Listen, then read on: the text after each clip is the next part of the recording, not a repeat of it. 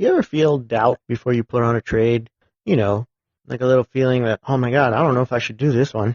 Oh, geez, I don't know if this is going to work out. Is this a good idea to do this trade or do it right now? Maybe I should wait, maybe not. We all do.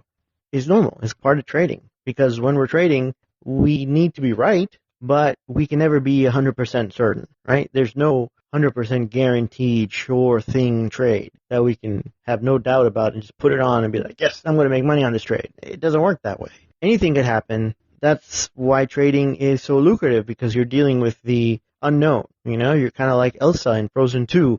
You're going into the unknown. And that's what traders get paid for. And that's what we have as investors, we have to take into account and we have to overcome. Because I've seen, especially newer traders, that doubt, that fear stops them in their tracks where they don't put on trades. Or once they put on a trade, they don't want to touch it. They don't want to adjust it. They don't want to get out. And so what could have been a small loss turns into a big loss. Or what could have been an awesome trade gets skipped because they're just afraid. There was one fellow in particular, his name was Jim, taught him the whole strategy. He knew it backwards and forwards. He could recite it to me better than I could myself.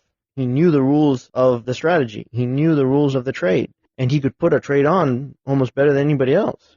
But the doubt of losing money or the fear of losing money would keep him from not staying in the trade. So he would always jump out well before he was supposed to. And so he could not make a positive winning trade because he just kept getting out too fast. Anytime he would start losing a little bit of money, he would jump out, even though that's not the way selling options works. You know, a lot of times you put on a trade where you sell options and it might be negative for a few days. You might be sitting on a loss. Eventually, time decay kicks in and that loss starts to go away and eventually turns out hopefully in your favor. But even with the odds in our side, even with time on our side, there are no slam dunks. There's no 100%, right? And so in this episode, I wanted to talk about a way that you can overcome this doubt and put yourself in a situation that will be beneficial so that you have a little bit more confidence going into your trade so you feel not only better about yourself, but better about the trade as well. At Option Genius, we believe that you deserve freedom, financial freedom, so that you have no more worries and more than enough money. Time freedom, so that you could do what you want, when you want to do it. And choice freedom, to live your life on your terms. But the system and Wall Street are rigged against those little guys. So how do we fight back? Well, my friend, that's what this podcast is all about. My name is Alan Sama, and this is the Option Genius Podcast.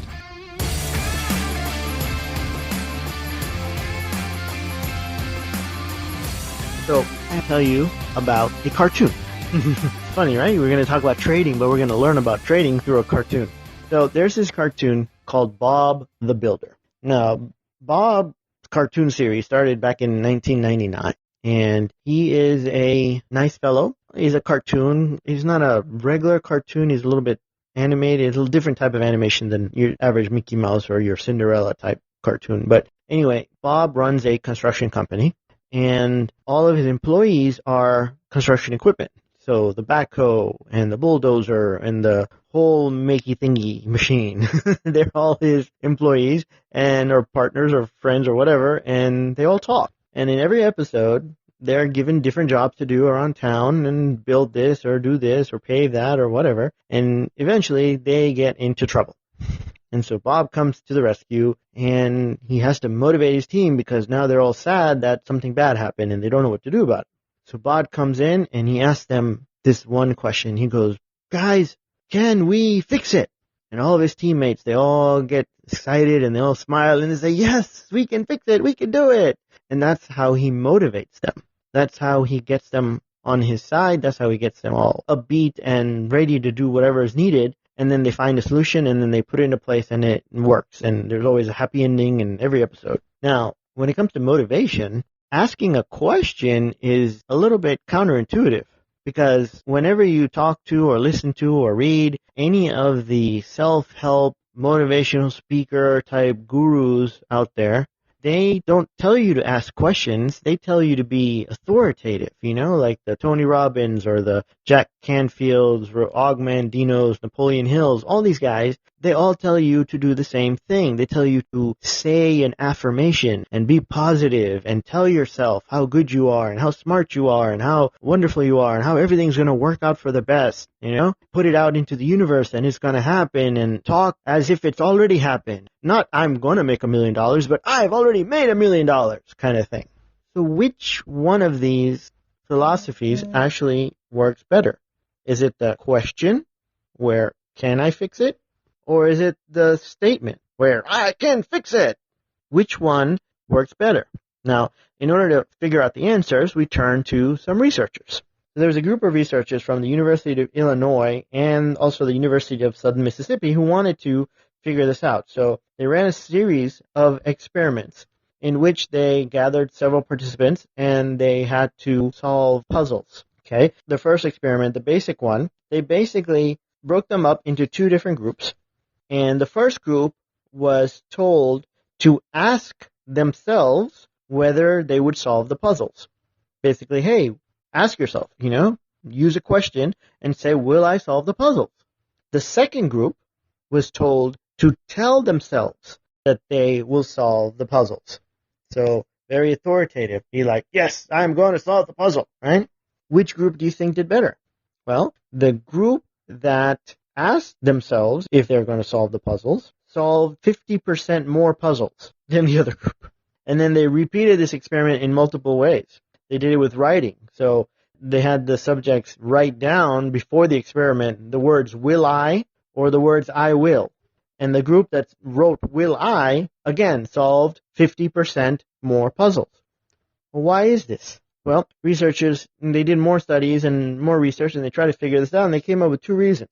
The first reason is that by its very form, when you ask a question, you give yourself an answer, right? So if we're going to ask ourselves a question and say, should I put this trade on? Or am I a good trader? Instead of saying, I'm a good trader, I'm a great trader, I'm going to trade. It doesn't help you overcome a lot of fear of if you should be doing that particular trade. Does that make sense? So when you ask yourself the question, you give yourself an answer automatically. So if the question is, should I do this trade, or should I be a trader, or should I be an investor, should I invest in this, right? The answer comes back to yes or no. And if it's a yes, then you're going to give yourself a reason or an answer. Why? And if it's a no, you're probably going to come up with a reason why. And if it's a good reason, then you can fix that so that you can go and do the trade. The second reason is that the self-talk, when you're talking to yourself, when you're asking a question and you're telling yourself the answer, it helps you to visualize your end goal. And that goal becomes an intrinsic goal instead of an extrinsic goal. So it's going to be more about, if I put this trade on, if I do a good trade, then I'll feel better about myself versus, oh yeah, I'm a good trader, I'm going to go get me a Ferrari kind of thing. So those two reasons were what researchers came up with, right? Now, when we're putting on a trade, again, there's no sure thing. So, of course, experience helps, but if there's a bear market, if there's a high volatility market, if things are going on that have never happened before, then even experienced traders don't know what to do. And we have doubts and say, man, should I be really doing this trade? Should I be putting this trade on? And if you're feeling that doubt, then you can ask yourself a series of questions instead of just trying to pump yourself up. Now, I definitely believe that you should pump yourself up if you're feeling doubt. And if you cannot even do a single trade, then you need to ask these questions even more. But if you're feeling that hesitation, oh man, I don't know if I should do this, that means that something's not aligned, right? Physically, emotionally, spiritually, maybe something is not aligned with your trade and you need to get to the bottom of it and ask yourself some questions. So one of the questions would be, should I even be doing this trade? It's not a question of can I trade, right? Can I be a trader? Yes, you can be a trader. And if you don't know that, then I'm telling you right now, yes, you can be a successful trader. There are other people out there that are stupider than you that are doing well at it, okay? I'm sure that you can do it. So can I be a trader? Can I be a successful investor? That question, let's just take it off the table. The answer is yes. If you don't believe it, I'm telling you the answer is yes. Okay? Now, the next question is, should I do a particular trade? And when you ask yourself that question, then you have to dig in further and you have to justify it. You have to say, it's not just, oh, I heard Jim Cramer on his Mad Money show talk about XYZ stock, and the CEO came and I really like the guy's tie, so I'm going to buy this company and I think the shares are going to go up. That's not a very good reason, right? Should I buy that stock if that's the reason because you guys like the guy's tie? Maybe, when you say that to yourself, when you answer that question, should I do this trade? And you tell yourself, oh, I'm doing it because I like the guy's tie. I think you'll figure it out yourself that, okay, that's not a good reason. Maybe I should do a little bit more research, or maybe I don't do the trade. But once you ask that question, should I do the trade? It leads you to the next question. What do I expect the trade to happen? What happens if the best case scenario happens? What happens if the worst case scenario happens? What do I think the stock's going to do? And what happens, or what do I do to the trade if it works out in my favor? What do I do if the trade doesn't work out? So that way you're prepared for both eventualities. If it works out, great. You know what to do. You know how to get out, and you get to be happy. If it doesn't work out, you're prepared in advance for anything that could happen, especially if it doesn't work out in your favor, but you know in advance. So that eliminates some of the doubt. If you have a justification for why you're doing the trade, if you have some reasons, if you know what you're going to do if the trade works out in your favor, if you know what you're going to do if the trade doesn't work in your favor, it goes against you. If you know what you're going to do in advance, it takes away doubt. So if you've been having trouble putting on trades, whenever you listen to this, the market might be topsy-turvy, it might be very volatile, it might be going straight up, it might be going straight down, it might be going sideways. I don't know. But in all markets, there are trades that are possible to be made.